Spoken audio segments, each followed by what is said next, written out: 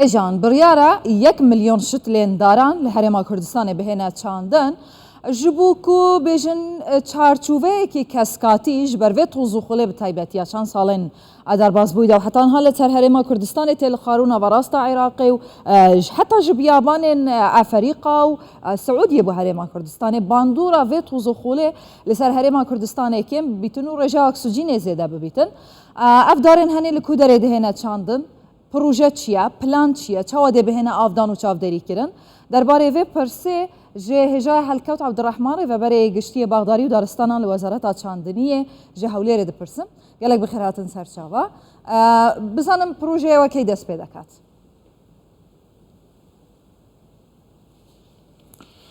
بەیانیتان باش ڕێز و سڵاوم هەیە بۆ بینەرانی بەڕێزی کەناڵەکەتان. ئەم هەڵمەتەی ئێمە ئەمڕۆ سەعات دەی بەیانی واتە پاش 1 سەعاتی تر بە سەرپەرشتی بەڕێز خاتوو بێگەر تاڵەبانی وەزیری کوشتتوکاڵ و سەرچاوەکانی ئاو هەڵمەتی ناشتنی یا هەڵمەتی دەستپێکردن بە چاندنی 1 ملیۆن نەمام لە هەرێمی کوردستاندا دەست پێ دەکات. بەو ڕێکار و شێوازە ئیداریانەی کە پێشتر پەسەند کراوە و چەند مانگێکە ئامادەکاری بۆ هەڵمەتەکە دەکرێت. ئەویش بەخشینی نەمامە بە بێ بەرامبەر بە هەموو ئەو دام و دەستگا حکومیانەی و بە هەموو ئەو لایەنە ڕسمیانەی هێزەکانی پێشمەرگە وەزارەتی ناوخۆ پەروەردە شارەوانی کە دەتوانن نەمامەکان لە شوێنێکی باش بچێنن و خزمەتی بکەن و چاودێری بکەن بۆ ئەوەی لە فەوتان ڕزگاری بکەن و ئەو نەمامە کە ئامانجەکە بریتە لە سەوزبوون و گەورەبوون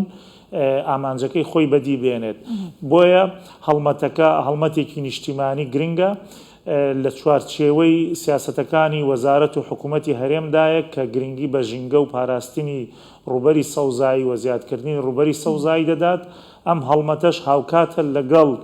ئەو کۆنفرانسە جیهانی کە لە ئێستا لە شەرم شێخ ڕوودەدات، کۆنفرانسی لایەنەکان بۆ ڕوبەڕووبوونەوەی گۆڕانکاریەکانی کەشوهەوا کە کاریگەری زۆر سلبی لەسەر ژینگەی کوردستان و ژینگەی جیهان کردووە. ئێمە وەک وەزارەتی کوشتتوکاڵ و بەندەش بە نێودارەتی وەزارەتی کوشتتوکاڵ لە هەفتەی یەکەمی ئەو کۆنفرانسە لە میسر بەشدار بووین. بۆیە ئەم چالاکیانەی وەزارەتمان پێش کۆنفرانسەکەش یعنی بڕیاری لێدرا بوو کە لە مانگی هەشتەوە ئێمە ئەم ئامادەکاری بکەین و ئەم هەڵمەتە بکەین. تەکید لەوە دەکەمەوە هەڵمەتەکەی ئێمە ئەم جارە تونتر و ورتر لە جاران باشتر بیرمان لێرە پرسیارەکە ئەوەیە یعنی کەسانێک کە نەتوانن خزمەتی بکەن و ئاوی بدەن. زۆر باشە. ئێوە خۆتان سەرپەرشتی چاندنی ئەم نەمامانە ناکەن یعنی دابەشی دەکەن بەسەر وەزارەت و فەرمانگەکان کە خۆیان دەچێنن و چاودێری دەکەن؟ بەڵێ لەم هەڵمەتەدا ئێمە دوو جۆر ئیشکردنمان هەیە لەسەر زیادکردنی ڕوبەری سەوزایی و پاراستنی دارستانەکان بە گشتی. ئێمە وەک وەزارەت لە ڕێگەی پرۆژە دەستکردەکانی دارستانەکانمان کە لە کوردستاندا هەمانە ساڵانە هەڵمەتی چاندن و دووبارە چاندنەوە دەکەین لەو دارستانانەی کە ئێستا هەمانن بۆ ئەوەی ڕوبەری سەوزایەکە کەم نەبێتەوە و پارێزگاری لێ بکەین و بەداخەوە لە چەند ساڵی ڕابردوو لە قەیرانی دای لە دوای 2014 داراییەوە نەتوانراوە پرۆژەی زیادکردنی دارستانە دەستکردەکان زۆربەرینە پێشەوە. هۆکارەکان معلومە لای هەموو خەڵکی کوردستان حکوومەت لە چ بارودۆخێکدا بووە. بەڵام ئەم هەڵمەتەی ئێمە لە جیاتی ئەوەی کە خۆمان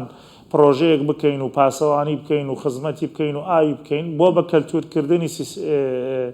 باری کۆمەڵایەتی ژینگەیی لە کوردستاندا ئێمە ئەم بەڵێ دارەکان دەبەخشینە ئەو لایەنانەی کە دەتوانن بیپارێزن و خزمەتی بکەن و ئاوی بدەن. لایەنی کەم لە 2 ساڵ بۆ 3 ساڵی یەکەمدا وەکو وەزارەت سەرپەرشتی و بەدواداچوون دەکەین بۆ چاندنەکە ئایا سەوز بووە، ئایا خزمەت کراوە یان نا، چونکە ناتوانین دار و درەخت کە لەسەر حکوومەت تێچوونێکی زۆریش دەکەوێت بدەینە لایەنێک یا کەسێک تەنها لە ڕۆژی چاندنەکە ڕسمی لەگەڵ بگرن و بڵێن هەڵمەتی چاندنمان کرد. ئێمە لەم هەڵمەتەدا تاکید زۆر لەسەر ئەوە دەکەینەوە کە دەبێت ئەوەی دەچێندرێت لە 95% ئامانجەکەی بێنێتێتی کە زیادکردنی ڕوبەری ئاکات سەوزایە هەڵکەوت. بەڵێ هەموو ئەو بەڕێزانەی کە ناوم هێنان و خەڵکی تریش دەتوانن سوودمەند بن. کەواتە میکانزمی دابشکردنی ئەم نەمامانە بە پێی جوگرافیا و ڕوبەرەکە دەبیت بە چ ڕەنگێک؟ بەڵێ میکانیزمەکە ئێمە وەکو وەزارەتی کشتتوکاڵ و سەرچاوەکانی ئاو بەڕێبەرایەتی گشتی باغداری و دارستان و پاوەن کە معنین بە بەرهەمێنانی نەمام لە ڕێگەی سی نەمامگەوە لە سەرانسەری هەرێمی کوردستان لە زاخۆوە هەتاوەکو گەرمێن و هەڵەبجا بە گشتی 32 نەمامگەمان هەیە لە پارێزگاکان لەگەڵ ئیدارە سەربەخۆکان ئێمە 4 بەڕێوبەرایەتی دارستان و پاوەنمان هەیە لەگەڵ بووبرە 8 بەڕێوبەرایەتیمان هەیە 4 لە پارێزگا 4 لە ئیدارە سەربەخۆکان و بەڕێوبەرایەتی باغداریمان هەیە بۆ داری بەردار لەڕێ ئەم بەڕێوبەرایەتیانەوە برا جوتیارەکانمان دەتوانن هەڵمەتەکە بە ناوی پەرژینی بکە بە درەخت یعنی ئێمە دەمانەوێت باغدارەکان یا خاوەن پرۆژەکان یا دام و دەستگاکان لە جیاتی ئەوەی بە کۆنکرێت و بە تەل سیاجەکانیان ئەوە بکەن پەرژینی زیندوو یا پەرژینی درەختیش دروست بکەن هەڵمەتەکە بەو شێوەیە هەر کەسێک کە مۆڵەتێکی هەیە لە ئیشکردن ئەنجا خوێندنگایەکە دایرەیەکی ڕسمیە جوتیارێکی بە فەرمی مۆڵەتی هەیە یەک داواکاری ئەداتە بەڕێوەبەرایەتی دارستان و پاوەنی ئێمە لە پارێزگاکان ئەوان نەمامەکانی بۆ نسبەکە دەستنیشان نەکراوە هاوکارە لەم هەڵمەتەدا بۆ پارێزگاکان و ئیدارە سەربەخۆ نسبەکە خاتون ئێمە 1 ملیۆن نەماممان لە مەوجودە لە کۆگاکان یا لە مەشتەلەکانی ئێمە لەو سینەمامگەیەدا 1 ملیۆن نەماممان هەیە دیاریکردنەکە بە پێی خواست و بەدەنگەوە هاتنی ئەو لایەنانەیە کە لەو شوێنانە دەیانەوێت ئەم بەشداری چ جورە دارێکن کات بە کورتی ئازیەت نەبێت سپاس جەنابی وەزیر چ جورە نەمامەیکن دارەکان داری بەڵێ ئێمە 30 جۆر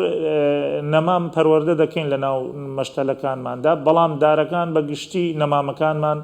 لە سنۆبەریاتن ئەو دارانن کە بەرگەی وشکە ساڵی و گەرما و کەم ئاوی دەگرن تەنها 1-2 ساڵی زەحمەتە بۆ ئەوەی بڕسکێت و جێگەی خۆی بگرێت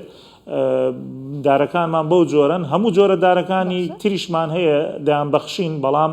زیاتر لە 9 ملیۆنیان بریتە لە سنۆبەری سەرو و سنۆبەری زاویتە و سۆیا